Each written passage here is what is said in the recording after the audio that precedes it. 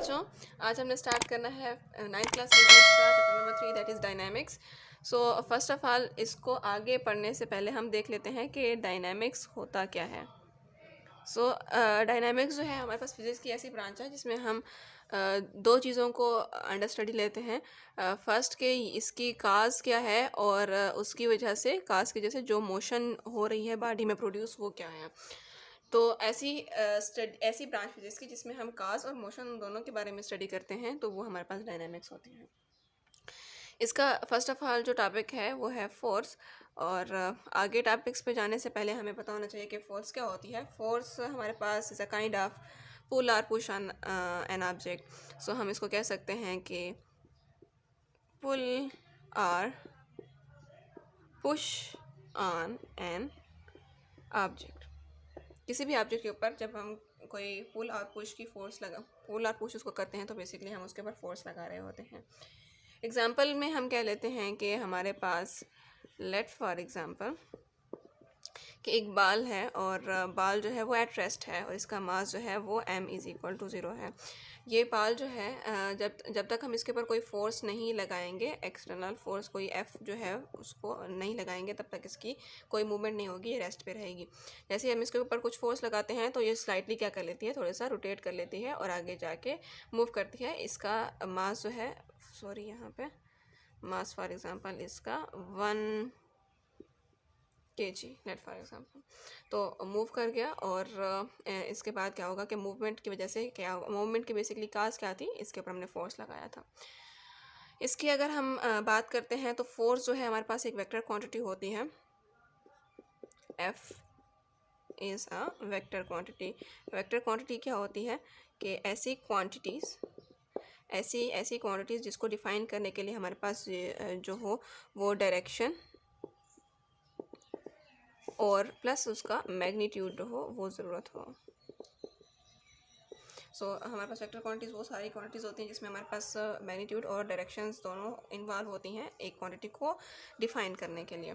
अच्छा, अब इसकी हम बात करते हैं यूनिट के ऊपर। तो यूनिट जो है वो इसकी फोर्स की हमारे पास है। वैसे हमारी जो फोर्स की यूनिट होती है वो न्यूटन होता है, इसको कैपिटल N से रिप्रेजेंट किया जाता है, या फिर इसकी जो यूनिट होती है वो हमारे पास केजी मीटर पर सेकंड स्क्वायर होती है। ठीक है, और इसकी हमारे पास डायमेंशंस को देख लेते हैं हम। जब हमने देखा कि हमारे पास जो यूनिट होती है फोर्स की वो होती है कुछ केजी मीटर पर सेकंड स्क्वायर। अगर हम इसकी डायमेंशन देखते हैं तो डायमेंशन ऑफ फोर्स कुछ इस तरह से होगी हमारी कि केजी को हम किस चीज़ में लेते हैं, उसको केजी हमारे पास मास है और मास को हम क्या करते हैं। हमारे पास केजी है, केजी को हम हमारे पास मास है तो मास को हम कैपिटल M से डिनोट करते हैं, और साथ में क्योंकि हमारे पास मीटर है और मीटर हमारे पास लेंथ है और लेंथ को हम L के साथ कैपिटल M के साथ डिनोट करते हैं बाय। टाइम है जो कि सेकंड में है और टाइम को हम कैपिटल T के साथ रिप्रेजेंट करते हैं क्योंकि स्क्वायर में है तो ये स्क्वायर में आएगा। तो हमारे पास डायमेंशन ऑफ फोर्स जो है वो बेसिकली जो कि एक वेक्टर क्वांटिटी है उसको हम रिप्रेजेंट करते हैं डायमेंशंस में ml/t²। या हम इसको इस तरह से भी लिख सकते हैं कंबाइंड फॉर्म में कि ml/t इनवर्स स्क्वायर, और ये हमारे पास क्या है, डायमेंशन ऑफ फोर्स है। अच्छा, फोर्स हमारे पास डिफरेंट टाइप की होती है और डिफरेंट इसकी डिफरेंट एग्जांपल्स हैं, जिसमें अगर हम कुछ एग्जांपल लें तो हमारे पास क्या आ जाती है डिफरेंट। अगर हम फोर्स की एग्जांपल्स लेना चाहें या टाइप्स को देखना चाहें तो फर्स्ट ऑफ ऑल थोड़ा सा देख लेते हैं कि हमारे पास टाइप्स क्या होती हैं फोर्स की। टाइप्स ऑफ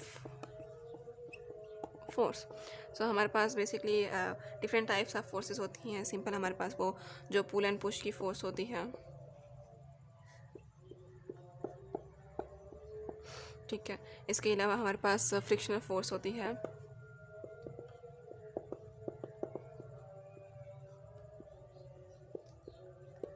इसके अलावा हमारे पास ग्रेविटेशनल फोर्स होती है,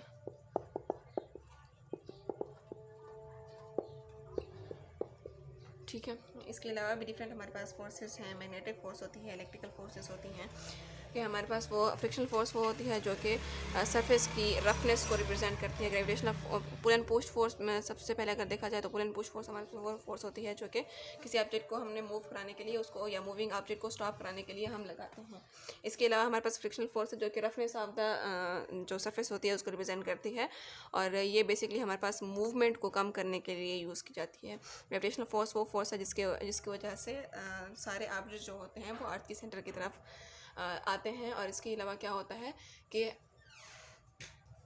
ग्रेविटेशनल फोर्स हमारे पास वही फोर्स होती है जिसकी वजह से हर ऑब्जेक्ट जो होता है वो अर्थ के सेंटर की तरफ जो होता है वो आता है, और बेसिकली हमारे अर्थ के ऊपर स्टे करने के और बेसिकली चलने फिरने और मूवमेंट करने के जितने भी फैक्टर्स हैं उनके पीछे ग्रेविटेशनल फोर्स ही इन्वॉल्व होती है। मतलब जो सेंटर अर्थ के सेंटर की तरफ हमें रखती है, जोड़े रखती है, वो हमारे पास ग्रेविटेशनल फोर्स होती है।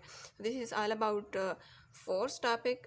नेक्स्ट हम इंशाल्लाह सेकंड वीडियो में बात करेंगे अपने न्यूटन्स लॉज ऑफ मोशन के ऊपर। तो तब तक के लिए अल्लाह हाफिज़।